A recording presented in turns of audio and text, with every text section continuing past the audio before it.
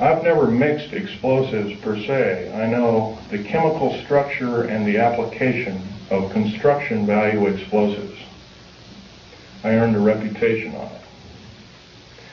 I helped hollow out over 13 deep underground military bases in the United States.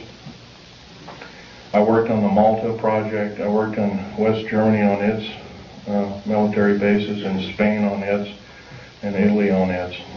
I can tell you from very sure experience, a nitrate explosive wouldn't have hardly shattered the windows of that building. It would maybe have knocked the facing off. It would have killed a few people, maybe at the most 20 to 30 people tops, but it would never have done that kind of damage. I believe I've been lied to as a member in good standing of these United States, and I'm not taking it any longer. So I'm telling you that you've been lied to. How many people are in this room? You've all been lied to, lock, stock, and barrel, and I do believe if we all get up and say, we've had enough, we want the truth, and if we're not going to get the truth, we want you to step down. If you won't step down, then I do believe our founding fathers told us and warned us that a federal government structure out of control is totalitarian slavery, and I do believe that we have to do something about it. Now, that's pretty serious, hard, down-to-earth talk. But I don't see any way we're going to get around it. I don't perceive at the present time that we have more than 6 months of country life left in these beautiful United States. The present rate. Right now, the so-called Patriot movement, which has been given a stinging blow by Janet Reno, who, by the way, I want to tell you something about Janet Reno. Janet Reno cheated her way through law school like Bill Clinton did. It's provable. It's on the public record. Janet Reno is a confirmed lesbian. I believe there are a lot of wonderful women that would make a great Attorney General of these United States. They're far more educated, they're far more moral than she is. I would hate to think how we are being hoodwinked by such evil people. We are the laughing stock of the world, and I do believe I can qualify myself by saying I'm a tired American, and I'm now speaking out. I think we can do better.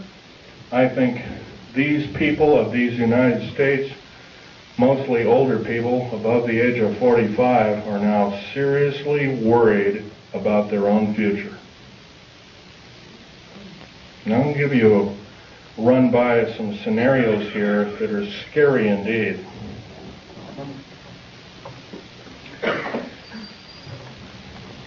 The United Nations is a world dictatorship body, period, plain and simple. It is housed in the United States. By the way, some years ago there was an interesting thing that happened. The United Nations sent the Uncle Sam, in quote Uncle Sam, a bill for $8 billion. So the Uncle Sam, the federal government, sent the United Nations a bill for $200 billion.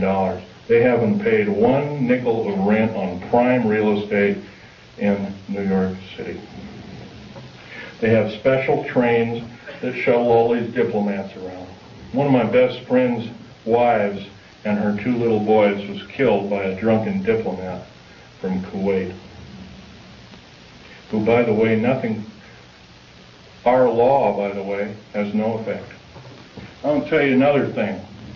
Military law on military reservations has no effect.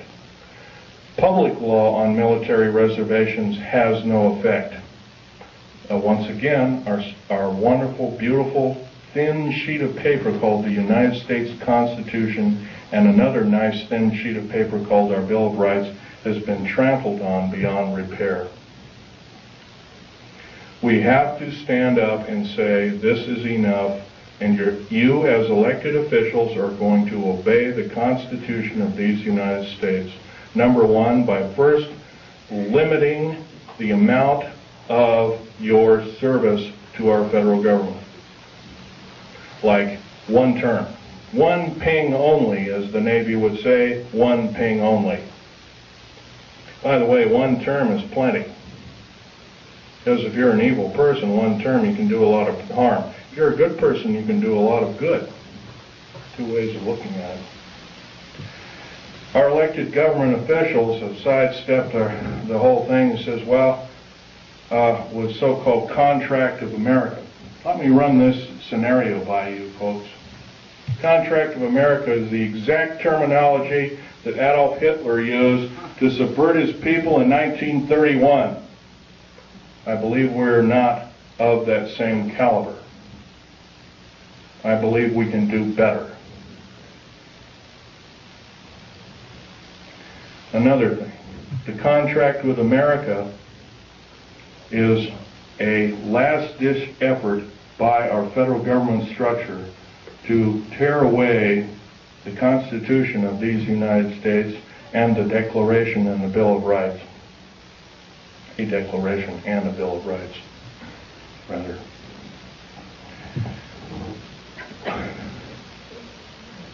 Reading these wonderful piece of paper that were somehow have protected us from economic and other forms of slavery, I doubt if there's more than 50 people in this room, including me, I hate to say, has not seriously read the U.S. Constitution.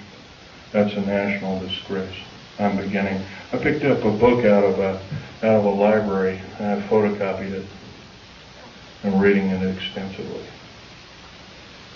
Our founding fathers separated church and state. It did not legislate any form of judgeship or judge body to say that we cannot pray either in a school, on federal government property, and by the way, you cannot pray on federal government property. If you do so, you're in violation of federal government standards and laws, and you can be guilty of a $100,000 fine and 20 years in prison.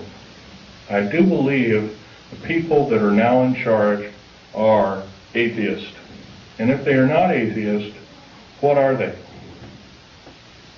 I think we can do better. Another thing I want to blow by your ears is the fact that a lot of you have probably seen in different areas black helicopters. There's over 64,000 black helicopters in these United States. For every hour that goes by, there's one being built. Is this the proper use of our tax money? I don't believe so. What in the heck does the federal government need 64,000 tactical helicopters for if they are not trying to enslave us? I doubt if the entire military government structure needs 64,000. Worldwide, supposedly over 230 countries. I doubt if all the world needs that many helicopters. Stealth aircraft, for instance.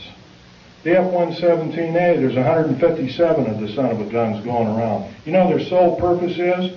They're all loaded with LIDAR, L-I-D-A-R, and SEER, computer-enhanced imaging radar. They can fly over your house. They can see you walking from room to room. They can tell if you've got an old antique rifle on your mantelpiece.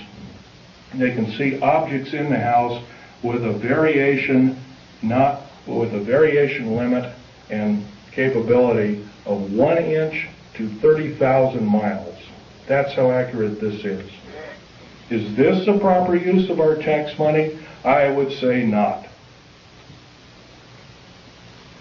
Now, I worked in the federal government for a long time.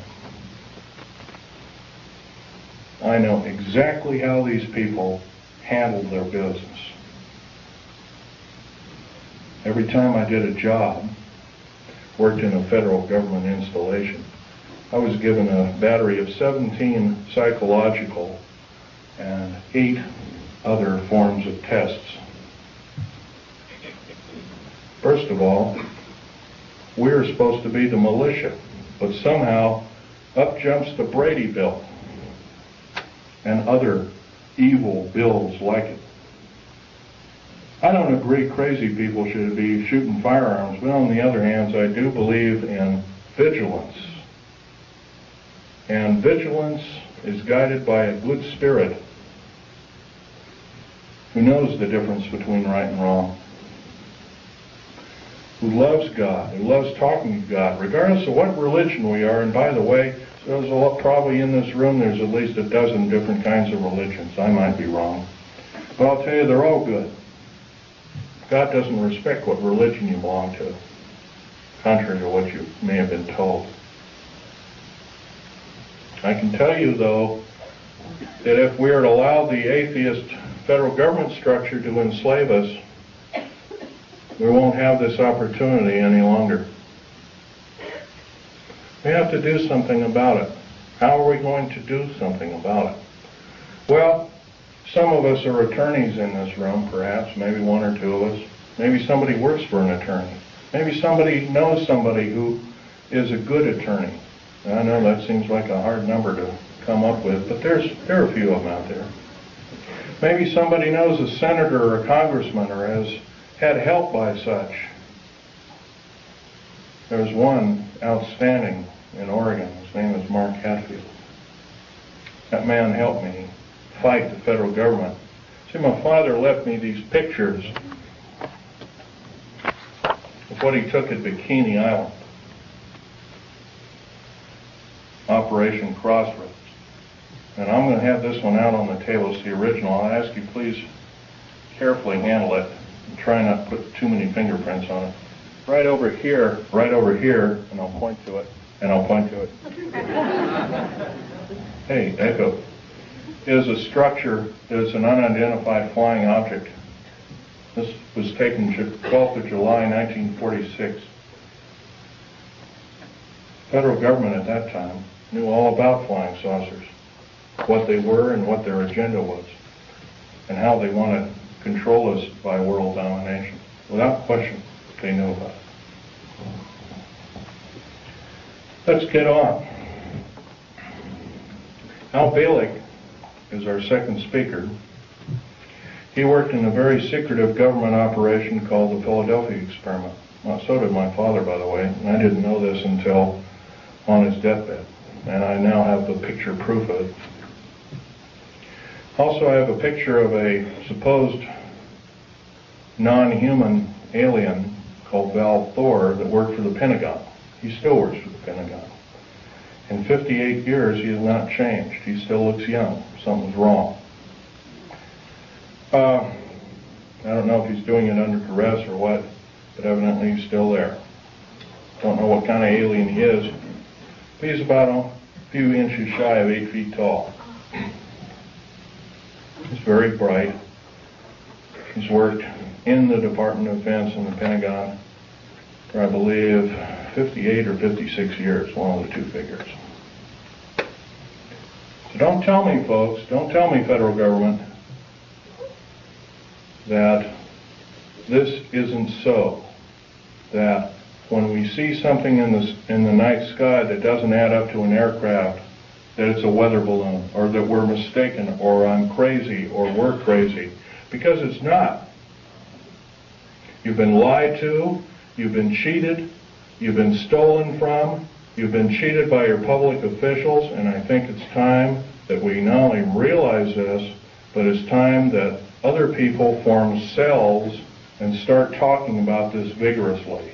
If, say, only 5 people in this room are doing what I'm doing, I can't imagine just 5 people have one talk in 1 year to a group of people like this.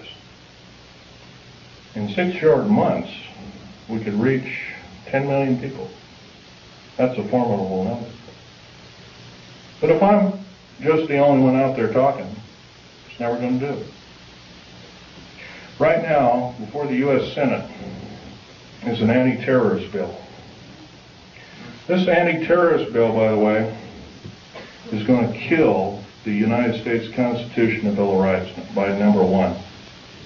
Number 1, it will take away, first of all, it will arm the federal government police force. First of all, I think the federal government's got enough police. There's 1,719,000 federal police officers in these United States. That is more that was in that was in either Germany